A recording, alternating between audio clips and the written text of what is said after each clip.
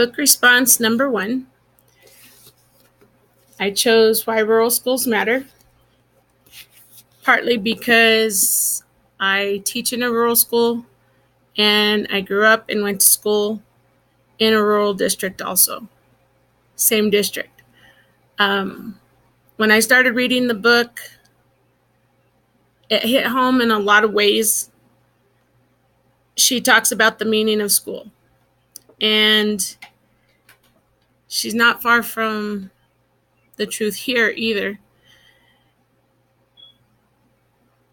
People today still do stereotype people in rural areas.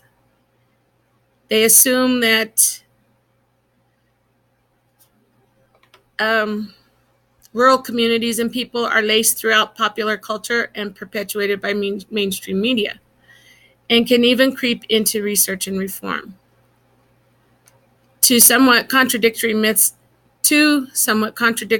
dominate. The first is about deprivation and decline. Rural is backwoods. People think that just because we don't live in the city that we don't know a whole lot about anything. But we're exposed to it. It just we don't go with what they think. And the second myth draws from the romantic nostalgia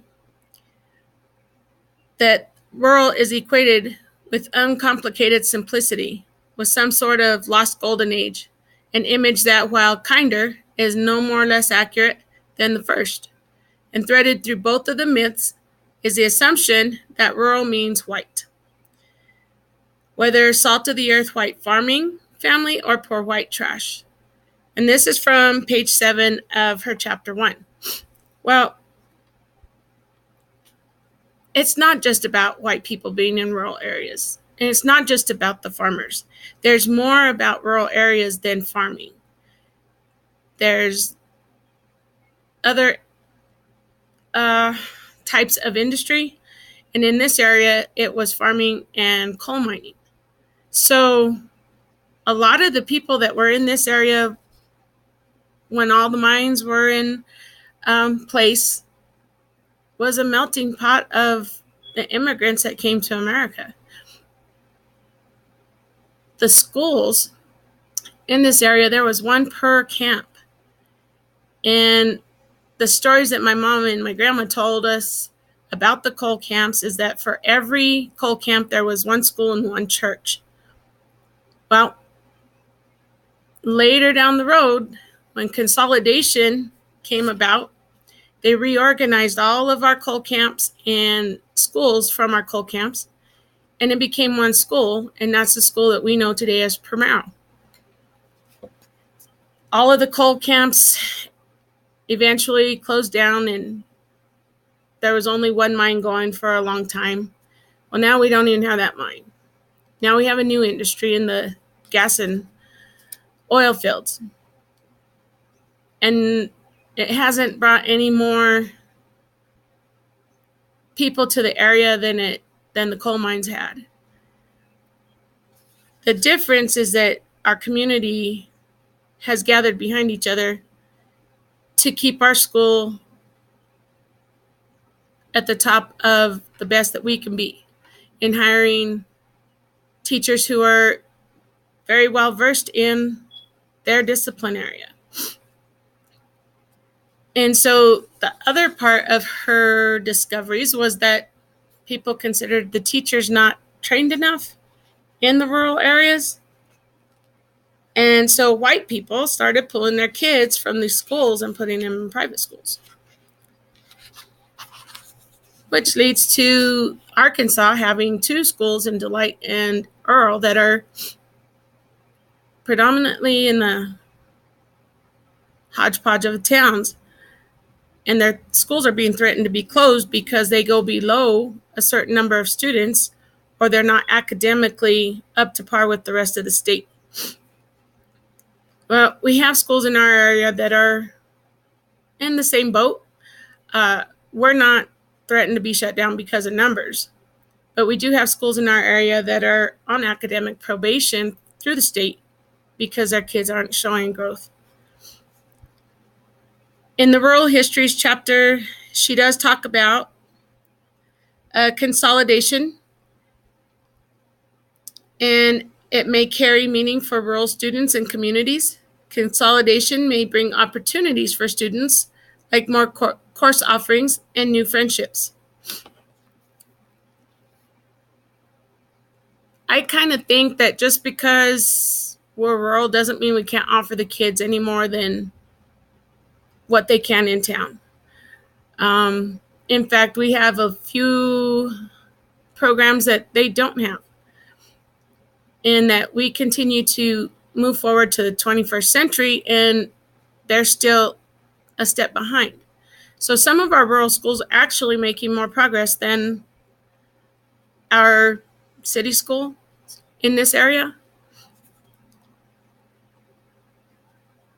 And as she went through the chapter, and I read through this chapter, a lot of it comes back to history repeating itself. And it comes back to the relationships created in these communities. And yes, reform is always going to take place, but it doesn't have to take place at the livelihood of people in rural areas either. There are places that could benefit from some reform, but if you reform rural, reform rural. If you reform urban for them. Interventions are always going to be part of education, and to intervene doesn't necessarily mean that we have to run with what we're told, but we could use it to guide ourselves to what we need.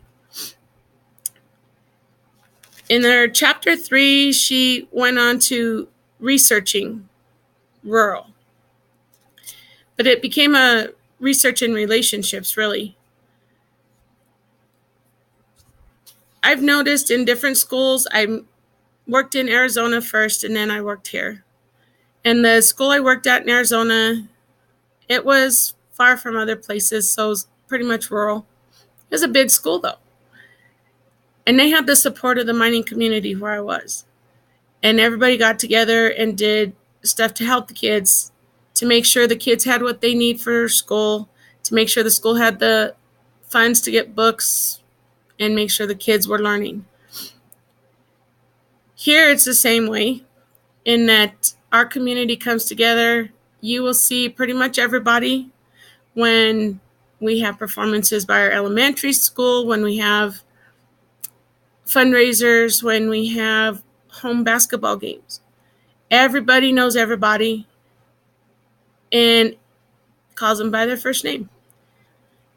It's kind of neat where I teach, because I can tell you everyone's name, preschool through seniors in high school. And they like the idea that there is a teacher that knows them by name. As she did her research, she found that there's a division of geography. And not just geography, but there was also a division of race and schooling. The division of race is evident everywhere you go. People don't look at people the same way. They see the color of their skin and they treat them differently. They hear what their last name is and they treat them differently. Names and looks can be deceiving. There are some pretty smart kids who are of a different skin color, who have a different last name. Doesn't make them any less important than the kids that are white or have white last names. But that is a big deal, especially considering segregation had already taken place. And in Arkansas, they are still dealing with segregation. Here we don't worry as much, because it's an area where, like I said before, everybody here is from an immigrant family. the city of Trinidad, for the long time, the immigrants coming in were from Poland, Italy, not as many Irish. You had immigrants coming up from Mexico, and they all worked side by side along with each other to find work, to work in the coal mines, to bring their families to try and make a better life. And what happened was the white people couldn't understand what their demands were. They didn't speak the same language. So they started to reform the schools here to try and teach the immigrant children the language of the area. It led to a lot of conflicts, Ludlow being our most famous. And eventually, education came to all of the kids, and all the kids learned how to speak English. And there are still many families in Trinidad today, and in Weston, in Valdez, in all of our surrounding areas. Their families came here as immigrants. Their families still speak the language of the country they came from. And the education that has been brought to their kids and their kids' kids, has been a blessing, and it's led to less conflict in the area. And after the conflict of the Ludlow Massacre, education did take a turn for the better. The Division of Schooling, in her book, talks about the new post-war state constitution held one other promise: to guarantee of a free, tax-funded education for both blacks and white children. This is on page 37 of her book, Researching Rural.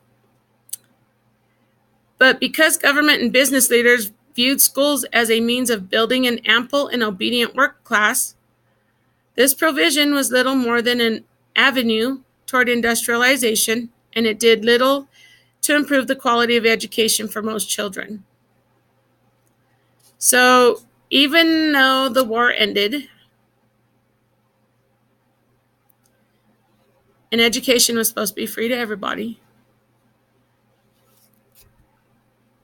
education wasn't equal across the board for everybody. And it wasn't here for a long time until that conflict took place.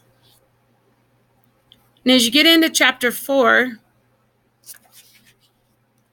she talks about where the heart is and returning to where your roots are. In that she had, even though she was back and forth many times to visit these two places, she knew everybody. She was welcome when she came back. Well, here it's the same way. Once you graduate and you leave, you go do your college, you come back to visit and you stop in, you're just as welcome then as you were the day you left. Your teachers like seeing people come back. I had the opportunity to come back as a student and visit my teachers. And the conversations we had were amazing about what I had learned, where I was going, what I was planning to do. And I still have those conversations today, but today I'm the teacher and they're the student coming back to visit. There's always a place at home. People say you can't go back, but you can go back and you still have a place with your school. Your school is always a place, a community that will come together, support you, and is proud of you and what you've done with your life. There are not many places in bigger schools that everybody can say that. So some kids probably don't even know half of their classmates. Here, everybody knows everybody. Doesn't mean we get along. Doesn't mean that there's no fighting. But it does mean that when push comes to shove and we need to get something done, the community does come together. They support what we're doing in our school. And at this particular point, the community came together to reconstruct our school to become a 21st century school. So they believe in our education in our rural little town. They believe in us, and her book really hit home with all of that, brought every memory back that I had growing up of the stories my mom and my grandma, my dad told me. My dad grew up in town with the nuns in a Catholic school. Well, he had different opportunities than they had up here. But everybody's still educated. Everybody went to college. Everybody made a career for themselves. Some of them stayed, worked in the coal mine. Doesn't make them any less important because they still had to learn those communication skills from school. So education in rural schools really does matter. We are part of the bigger scheme. We do make a difference in our world. We do make a difference in our state.